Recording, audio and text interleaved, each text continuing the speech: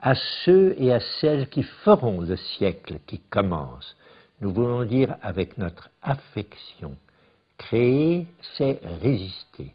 Résister, c'est créer.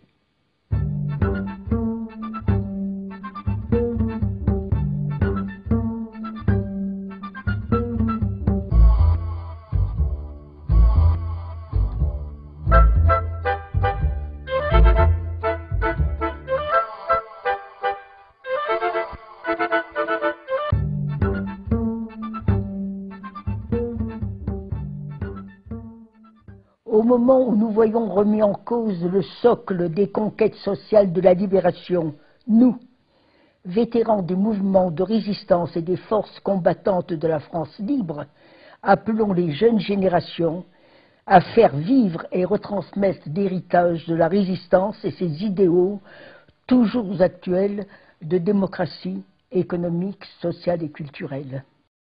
60 ans plus tard, le nazisme est vaincu grâce au sacrifice de nos frères et sœurs de la résistance et des nations unies contre la barbarie fasciste. Mais cette menace n'a pas totalement disparu et notre colère contre l'injustice est toujours intacte. Nous appelons, en conscience, à célébrer l'actualité de la résistance, non pas au profit de causes partisanes, mais pour proposer aux générations qui nous succéderont d'accomplir 3 gestes humanistes et profondément politiques au sens vrai du terme, pour que la flamme de la résistance ne s'éteigne jamais.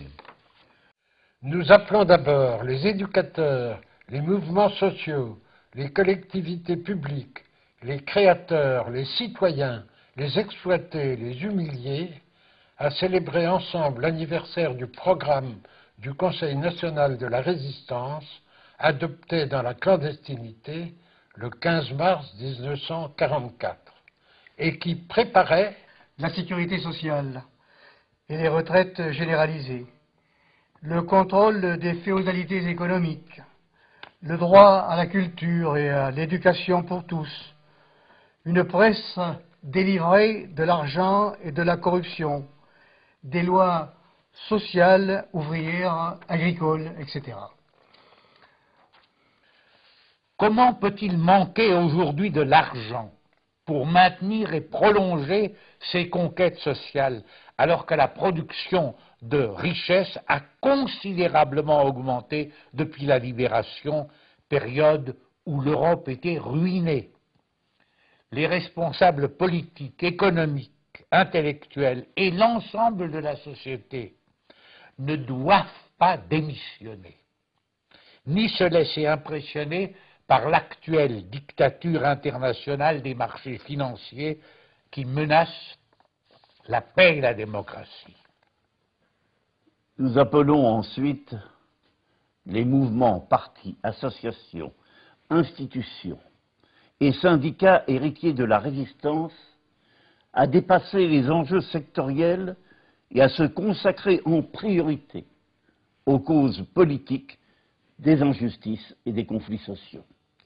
Nous les appelons à définir ensemble un nouveau programme de résistance pour notre siècle, sachant que le fascisme se nourrit toujours du racisme, de l'intolérance, de la guerre, qui eux-mêmes se nourrissent des injustices sociales. Nous appelons enfin les enfants, les jeunes, les parents, les anciens, les grands-parents, les éducateurs, les autorités publiques à une véritable insurrection pacifique contre les moyens de communication de masse.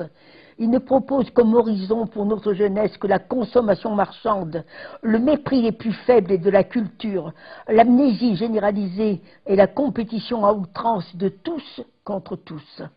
Nous n'acceptons pas que les principaux médias soient désormais contrôlés par des intérêts privés, contrairement au programme du Conseil national de la résistance et aux ordonnances sur la presse de 1944. Plus que jamais, à ceux et à celles qui feront le siècle qui commence, nous voulons dire avec notre affection, résister c'est créer, créer c'est résister.